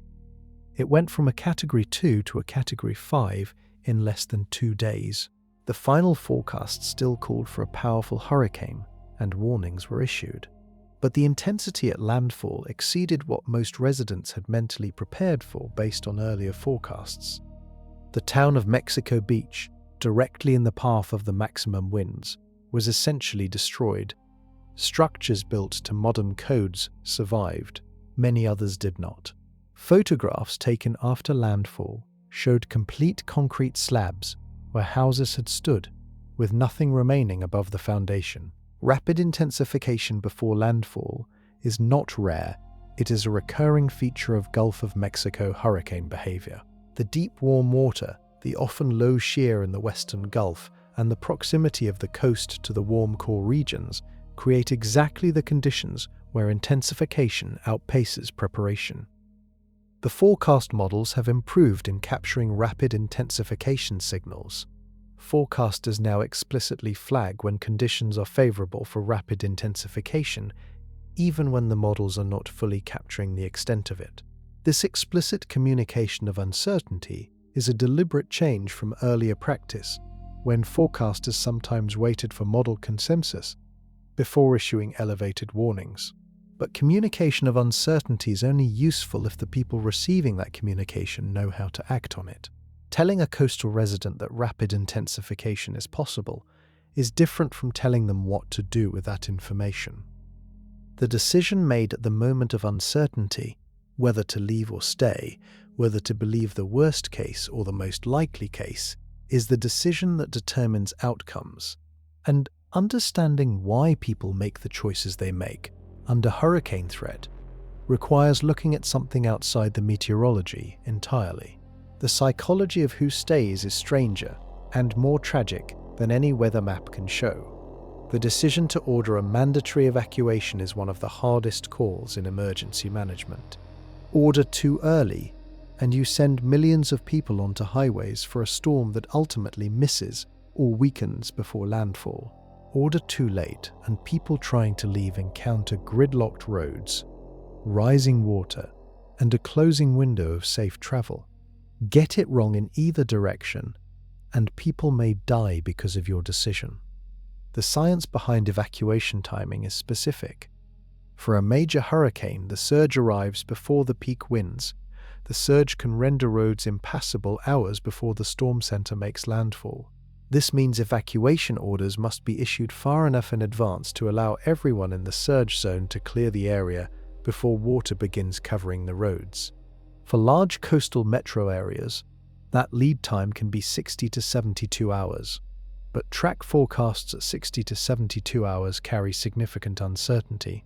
The cone of probability at that range can span hundreds of miles of coastline. Issuing evacuation orders for an area that large has enormous practical costs. Fuel shortages, traffic accidents, medical emergencies among people being evacuated, economic losses to businesses in the affected region. political costs to officials who ordered an evacuation that turned out to be unnecessary. Every major hurricane that made a sharp last-minute turn and spared a threatened city reduces evacuation compliance the next time that city is warned. Residents who evacuated and came home to an undamaged neighborhood are, statistically, less likely to evacuate the next time a storm approaches. The cumulative effect of near misses across decades of coastal living is a population with a systematically underestimated perception of personal risk. Social scientists studying hurricane evacuation behavior have identified several consistent factors that predict whether someone will leave, whether they live in a mobile home or a sturdy structure, whether they have transportation, whether they received a mandatory versus voluntary evacuation order, whether they believe they are personally in the worst part of the risk zone, whether they evacuated in the past and found it worthwhile. Race and income also factor in. Households without cars, without the financial ability to pay for a hotel and fuel, and without a support network outside the threatened area, face practical barriers to evacuation that are not resolved by improved forecast communication. People do not always stay because they do not believe the storm is dangerous. Some stay because they have nowhere else to go. After Katrina exposed how profoundly inadequate the existing evacuation infrastructure was for low-income and car-free populations, many Gulf Coast jurisdictions developed assisted evacuation programs, buses, trains, and state-organized transportation for residents who could not leave on their own. These programs exist and function better than the pre-Katrina absence of any plan. But they require residents to register, to trust official communication, and to have enough advance notice that the logistics can be executed. As the 2026 season prepares to open, every coastal emergency management office, from Brownsville to Maine, has an evacuation plan. Most have done tabletop exercises. Some have done live drills. The storm will test which plans actually work. And the city that faces the most consequential test may not be the one that comes to mind first. These are three of the most storm-vulnerable major cities in the United States. Each faces a different flavor of hurricane risk. Each has a population that has grown significantly over the past 2 decades. And each has known for years that a major direct hit would be a disaster of historic proportions. Miami sits at the southern tip of Florida, surrounded by warm Atlantic and Gulf water. The greater Miami metropolitan area holds more than 6 million people. Much of Miami-Dade County is at or near sea level. The Florida Keys to the south would be completely overwhelmed by surge from a strong storm approaching from the south. Miami itself could face surge of 10 feet or more in a major landfalling storm on the right track. The city's drainage system, already strained by routine tidal flooding during high tide events, would be completely overwhelmed. The financial district, the port, and critical infrastructure would flood. Evacuation of 6 million people requires days of advance notice and a highway system that was not built to handle that volume of outbound traffic simultaneously. Houston is a different problem. The city sits on flat, low-lying coastal plain, about 50 miles from Galveston Bay. Harvey's 2017 flooding demonstrated that Houston's greatest hurricane vulnerability is not surge, which does not penetrate that far inland with devastating force, but catastrophic rainfall. Harvey dropped enough rain to kill people in their homes, in their cars on flooded streets, and in bayous that rose faster than anyone could flee. A direct hit from a strong, slow-moving hurricane over Houston would repeat that disaster with potentially more deaths, because the metro area has continued growing into its floodplains despite the warning Harvey provided. New Orleans is the case study in geography as destiny. The city sits in a bowl, with significant portions below sea level. The levee system rebuilt after Katrina is substantially stronger than what existed in 2005, but it is not a guarantee against a storm larger than the design standard. The surrounding parishes, many of which have softer flood protection, remain extremely vulnerable. A storm tracking directly into the mouth of the Mississippi River from the Gulf would push a surge directly up the estuary. The rebuilt levee system has never been tested by a storm equivalent to Katrina's surge. Many residents who left after Katrina never returned, but the city's population has partially recovered, meaning new residents are living in the bowl with no personal experience of what happens when it fills. In all three cities, the critical variable is not just the storm. It is the hours between when the track becomes clear and when the storm arrives. That window, and how well each city uses it, determines whether a direct hit becomes a catastrophe or a survivable event. The decisions made in that window will be made against a backdrop of insurance costs, infrastructure gaps, and financial realities that are changing the calculus of coastal living in ways that no hurricane forecast covers. Preparedness for a hurricane is not just about having a plan. It has physical components: the levees, the seawalls, the storm drain capacity, the age and condition of the bridges and roads that evacuation depends on, the backup power systems for hospitals and water treatment plants, the ability of the electrical grid to be restored quickly after a storm. These are infrastructure questions, and the answers vary dramatically across American coastal cities. New Orleans rebuilt its levee system after Katrina, with federal funding totaling more than $14 billion. The new system, completed in 2011, provides protection against a storm surge equivalent to a 100-year storm event. That sounds reassuring until you understand that a Category 4 or 5 hurricane making a direct hit on the city could exceed that standard. The system is better. It is not invincible. Tampa Bay stands out in most analyses as the major American coastal metro facing the greatest gap between its risk profile and its current level of preparation. The geography, a large funnel-shaped bay on the Gulf Coast, creates a natural amplifier for storm surge. Storms approaching from the south or southwest push water directly into the bay. Modeling by the National Hurricane Center and local emergency managers has consistently shown that a major hurricane on the right track could push a surge exceeding 15 feet into parts of the metro area. Tampa Bay has not experienced a direct major hurricane hit since 1921. A century of near misses has contributed to explosive population growth in areas that storm models identify as high risk. Many coastal cities in the southeast face aging water and sewer infrastructure that floods during major rain events today, even without a hurricane. A storm that dumps 20 or 30 inches of rain in 48 hours overwhelms those systems completely. The water has nowhere to go. It accumulates in streets, invades basements and ground floors, and creates conditions where flood water mixed with sewage covers residential and commercial areas for days. The power grid along the Gulf Coast and Atlantic seaboard has been hardened in many areas since the major storms of the 2000s and 2010s. Utilities have buried some lines, trimmed more trees, and upgraded substations in the most exposed areas, but full grid resilience against a major hurricane is not achievable through incremental hardening. A Category 4 storm with 150-mile-per-hour winds removes power infrastructure at scale in ways that require weeks of manual repair regardless of how robust the grid is beforehand. The infrastructure gaps are known. The cost to close them is large. And across the American coastal zone, the pace of infrastructure investment has not matched the pace of population growth in high-risk areas. The coming season will test some portion of these systems. Which systems, and where, is the question that the Atlantic's silence cannot yet answer.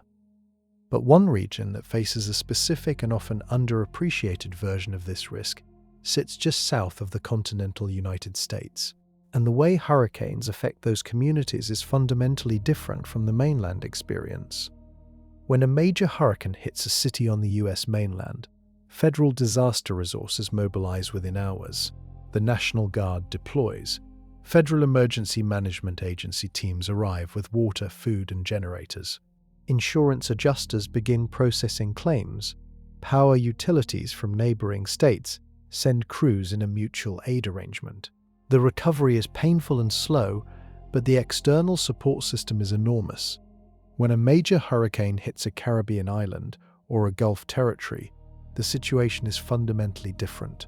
The The surrounding ocean is not a highway for emergency equipment. It is a barrier. Ports must be cleared of debris before relief ships can dock. Airports must be inspected before cargo planes can land. The island itself must survive the storm with whatever resources exist on it before any meaningful external help can arrive. Puerto Rico's experience with Hurricane Maria in 2017 made this reality visible to the entire United States. Maria struck Puerto Rico as a Category 4 hurricane in September of that year, making landfall with sustained winds of 155 miles per hour. The entire island lost power. 95% of cell towers went down. Roads were blocked by debris and mudslides. Clean water access collapsed. The federal response was delayed and initially inadequate. The scale of the damage and the island's geographic isolation created a combination that overwhelmed existing response frameworks. More than 3,000 people died in the aftermath of Maria, the vast majority not from the direct storm impacts, but from the prolonged failure of critical systems, hospitals without power, dialysis centers unable to function, and a population on an island cut off from rapid outside support. Maria also exposed the pre-existing vulnerability of Puerto Rico's infrastructure. The electrical grid was already old and poorly maintained before the storm. The financial condition of the island's public utilities made rapid restoration dramatically harder. Recovery from Maria's grid damage took years. Some communities waited 11 months for power restoration. The smaller islands of the Caribbean face even more acute versions of this isolation. Barbuda, a small island north of Antigua, was essentially evacuated after Hurricane Irma in 2017. The island of fewer than 2,000 people saw 95% of structures damaged or destroyed. Recovery depended entirely on assistance from outside. The Gulf Islands of the United States, including the Florida Keys and the barrier islands of the Gulf Coast, also face isolation issues after major storms, though the mainland is much closer and logistics are considerably easier. Still, the Keys, 112 miles of coral and sand connected by a single highway, become completely cut off when that highway is damaged or flooded. For the 2026 season, meteorologists watch Caribbean weather systems closely, partly because Caribbean passages are key stages in the development of storms that eventually approach the United States. A storm moving through the Caribbean gains or loses strength over those waters before entering the Gulf or tracking up the Atlantic seaboard. What happens in the Caribbean does not stay in the Caribbean, and the financial consequences of Caribbean and coastal hurricane disasters are reshaping an industry that most people only think about when a storm is heading their way. Several years of intense hurricane activity combined with increasing costs of rebuilding have pushed private insurance companies out of the coastal markets they once served. The pattern is most visible in Florida. After a series of expensive hurricane seasons and a broader surge in litigation costs unique to Florida's legal environment, major insurance carriers began withdrawing from the state. Several large companies stopped writing new homeowners policies in Florida entirely. Others dramatically raised premiums or stopped renewing existing policies in coastal counties. The number of Florida homeowners forced into the state-run insurer of last resort, Citizens Property Insurance Corporation, grew steadily. Citizens was created as a safety net for homeowners who could not get private coverage, not as the primary insurer for hundreds of thousands of coastal properties. When the safety net becomes the main parachute, the financial risk to the state grows. The premium increases that hit Florida homeowners have been severe. In some coastal areas, annual homeowners insurance costs exceeded $10,000 for modest homes. Many homeowners on fixed incomes could not absorb those costs. Some chose to go without coverage, others sold and moved inland. Louisiana faces a similar crisis. After a string of major hurricane seasons, private carriers in Louisiana also pulled back or raised prices to levels that priced out middle-income homeowners. The state-run Louisiana Citizens Plan absorbed displaced policyholders, creating the same concentrated risk pool problem Florida faced. The insurance industry's retreat from coastal markets is not arbitrary corporate behavior. It reflects a straightforward financial reality. When the expected cost of claims in a region exceeds what can be charged in premiums while remaining competitive, private insurers exit. The expected cost of claims in the most exposed coastal markets has risen faster than premium increases can cover. This creates a compounding problem for hurricane preparation and recovery. Homeowners without insurance have no financial mechanism to rebuild after a storm. They depend on federal disaster assistance programs, which provide grants far below the cost of rebuilding a home. Communities with high rates of uninsured or underinsured homeowners recover more slowly after storms, with more permanent displacement and higher rates of blight. Marine insurer TT Club raised alarms specifically about port and supply chain risk in their 2026 hurricane outlook. Ports hit by major hurricanes face weeks of closure. Supply chains dependent on specific Gulf or Atlantic ports for fuel, agricultural products, or manufactured goods face disruptions that ripple through the broader economy.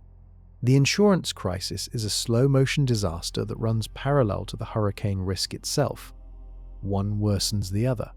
Higher hurricane risk increases insurance costs. Higher insurance costs reduce coverage rates. Lower coverage rates slow recovery after the next storm, which increases the cost of the next storm. Understanding all of this risk requires being able to read the official forecast products accurately. And one of those products is consistently misunderstood by the public to a degree that actually makes hurricane response harder. The National Hurricane Center's forecast cone is probably the most recognized weather graphic in the United States during hurricane season. It appears on every television screen, every weather app, and every emergency management briefing when a storm threatens. Most people have seen it dozens of times. Most people also misread it in ways that can lead to dangerous decisions.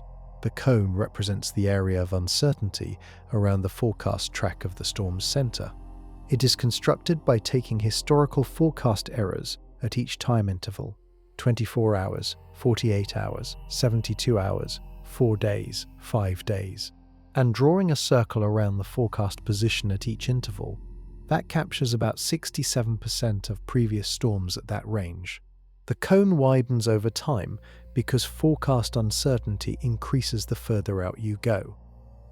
The most common misreading: people think the cone shows where the storm will be.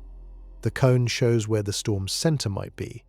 With a 2 in 3 probability, 1 in 3 storms at any given forecast range will have their center outside the cone entirely. The second misreading: people think the cone shows the area the storm will affect. The storm's damaging wind, rain, and surge extend far outside the cone in every direction. Tropical storm force winds can extend 100 or even 200 miles from the storm's center. A city well outside the cone can still face life-threatening conditions. The third misreading: people think a location near the edge of the cone is relatively safe. Being on the edge of the cone means being at the edge of the range of where the center might end up. If the center tracks toward you, you might get the worst impacts. Being near any part of the cone means the storm's effects reach you with certainty. The National Hurricane Center has been aware of these misreadings for years. They publish explicit guidance on how to interpret the cone correctly. They consider whether the cone graphic should be modified or replaced with something less prone to misinterpretation. Experimental graphics that show wind probabilities at specific locations rather than a cone around the track have been tested. The challenge is that any replacement has to be immediately intuitive to a general public consuming it under stress. What the cone cannot show at all is where the heaviest rainfall will fall or where storm surge will be most severe. Those impacts can extend far outside the wind damage zone. Hurricane Floyd in 1999 produced catastrophic flooding in central North Carolina, hundreds of miles from where most of the pre-storm attention had focused. Reading the cone correctly means treating it as a region of elevated concern, not a prediction, and understanding that everything from the cone's edge outward still deserves attention. The storm is not a dart heading for a single point. It is a large, powerful system whose effects radiate outward and whose precise track will only become clear in the final day or two before landfall. That clarity, when it comes, arrives fast. And forecasters say there are things happening right now in the Atlantic that will determine how the season's clarity unfolds. The Atlantic basin is quiet as of late May 2026. No named storms, no invests being closely watched, no hurricane hunters being scrambled. The calendar says the season opens June 1st. The ocean is warming, the atmosphere is preparing, and forecasters are running through a specific checklist of conditions that will shape the first half of the season. The first item on that checklist is the behavior of El Niño. The expected El Niño pattern that was projected to moderate 2026 activity needs to be monitored because El Niño can weaken or shift during the season itself. Atmospheric and oceanic measurements taken between now and June will tell forecasters whether the suppressing influence is holding as expected or beginning to relax. If El Niño weakens earlier than the preseason models projected, the shear over the Atlantic drops, and the season could become more active than the 13-storm forecast suggested. The second item is the Madden-Julian oscillation, a complex wave of enhanced and suppressed rainfall and convection that circles the tropics every 30 to 60 days. When the active phase of this pattern passes over the Atlantic, it creates conditions favorable for tropical storm development, higher moisture, lower wind shear locally, and increased atmospheric instability. When the suppressed phase sits over the Atlantic, development becomes less likely. Forecasters watch the Madden-Julian oscillation carefully during the first weeks of the season because its position can either accelerate or delay the first storm of the season. The third item is sea surface temperature evolution. The ocean will continue warming from now through August, where the warmest water concentrates, and whether any exceptional heat anomalies develop in the Gulf of Mexico or Western Caribbean will determine where the highest rapid intensification risk sits during peak season. The fourth item is large-scale atmospheric steering. The position and strength of the Bermuda High, a large area of high pressure that typically sits over the central Atlantic, acts as one of the primary steering mechanisms for Atlantic storms. When the Bermuda High is strong and positioned well to the east, it deflects storms northward and out to sea before they reach the coast. When it extends westward, it steers storms directly toward the Gulf Coast or Florida. The seasonal behavior of the Bermuda High is one of the factors that determines how many storms eventually threaten land. All of these factors will evolve between now and the peak of the season in August and September. The pre-season forecast captures only the broad probability. The actual season will be shaped by how these individual mechanisms play out week by week. Forecasters know this. They update their seasonal forecasts through the season. Major updates typically come from Colorado State and other forecast groups in early June, early August, and early October. Each update recalibrates the numbers based on how the season is actually evolving. What none of these updates can do is change the fundamental challenge of hurricane forecasting. The storm that will define the season, if one does define it, has not formed yet, and the human mind is profoundly poorly equipped to prepare for a threat that has not materialized yet. The science of why that is reveals something uncomfortable about how people think about risk. There is a well-documented pattern in hurricane preparedness research. People who have survived a major hurricane without significant damage to their home or themselves are statistically less likely to evacuate the next time a storm approaches of similar or even greater intensity. They experienced the threat. They stayed. Nothing catastrophic happened to them personally. Their brain filed the experience as evidence that staying is survivable. This is called the optimism bias, combined with the availability heuristic. The availability heuristic is the mental shortcut where people assess the probability of an event based on how easily they can recall similar events. If your personal experience of hurricanes is that you rode one out and were fine, that experience is very available in your memory. The catastrophic outcomes suffered by people in other parts of the storm, or in previous storms that you did not personally experience, are less vivid, less available. They feel more abstract. The optimism bias adds a layer on top. Even when people intellectually understand that a major hurricane is dangerous, they tend to believe that they personally will be okay. Not that the hurricane will not be dangerous, but that it will not be dangerous to them specifically. Research conducted after multiple major hurricane landfalls has found that a significant portion of people who chose not to evacuate did not disbelieve the storm's severity. They simply believed they could manage it. Location within the storm also creates systematically distorted feedback. The Gulf Coast stretches hundreds of miles.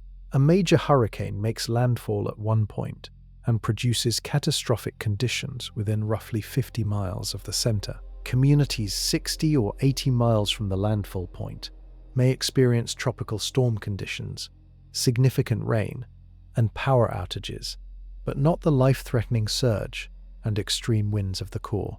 Residents of those communities who experience the same storm through a less intense version of it come away with a fundamentally different mental model of what a hurricane means than residents who were directly hit. The problem compounds across generations. A community that experienced a catastrophic direct hit 40 years ago has fewer and fewer residents with personal memory of that event. New residents, who may have moved to the coast after the last major storm, have no personal frame of reference at all. The cultural memory of what the worst case looks like fades. Risk perception, anchored to lived experience, drifts downward. Emergency managers and communication researchers have studied how to counteract these biases. The most effective messaging focuses not on wind speed categories, but on specific, concrete, localized consequences. Telling someone their neighborhood has a 50% chance of being under 8 feet of water is more actionable than telling them the storm is a Category 4. Concrete and personal beats abstract and categorical. Social proof also matters.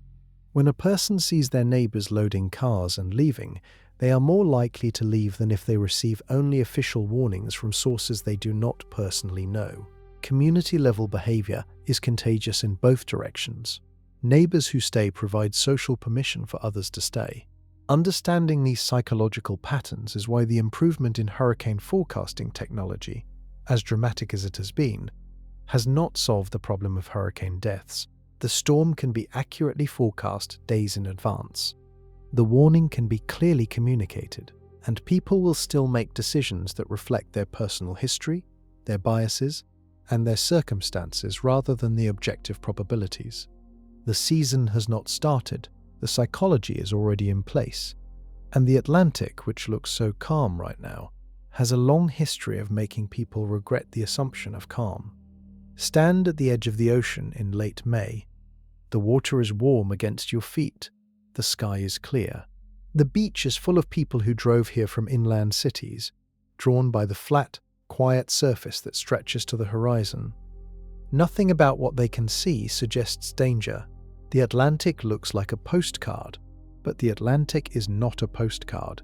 It is a heat engine the size of a hemisphere, and it has been running all winter. 13 named storms are projected for 2026.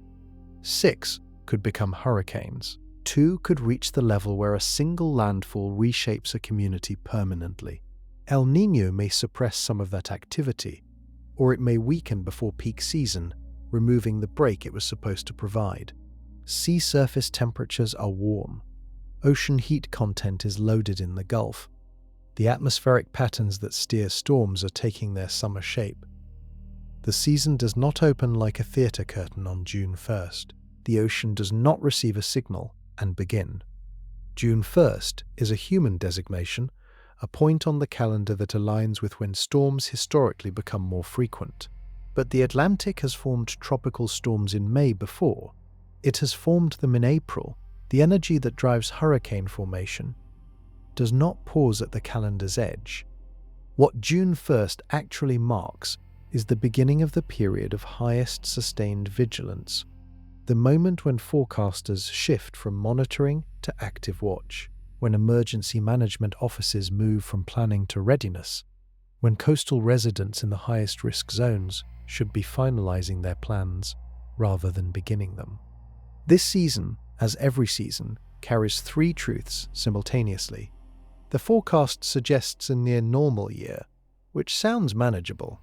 Normal years have produced catastrophic storms, and no forecast, however precise, can tell you in advance which coastline will bear the cost of the storms that do form. The technology to watch the Atlantic is better than it has ever been. The satellites are overhead right now, measuring temperatures, tracking cloud patterns, monitoring upper-level winds. The supercomputers are running simulations continuously. Hurricane Hunter aircraft sit on runways in Florida and Mississippi, waiting for the call. Forecasters are at their desks. The preparation side of the equation is where the gap lives.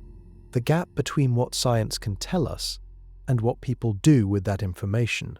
The gap between infrastructure that exists and infrastructure that should exist. The gap between insurance that coastal residents need and insurance they can afford. The gap between knowing a storm is coming and having the ability, financial and logistical and psychological, to respond effectively. Every Atlantic hurricane season is, at its core, a test of that gap. The ocean is warm. The season is 10 days from its official opening. The basin is quiet right now, but the word quiet describes only what is visible on the surface. Below the surface, the heat has been building since February. The atmospheric patterns that will steer this season's storms into existence are already in motion. Somewhere over West Africa, in the next few weeks, a line of thunderstorms will begin to organize. It will reach the warm water of the Atlantic. It will find low shear and deep heat below it, and the process that has reshaped coastlines for millions of years will begin again. The Atlantic is watching. The question is whether we are watching back.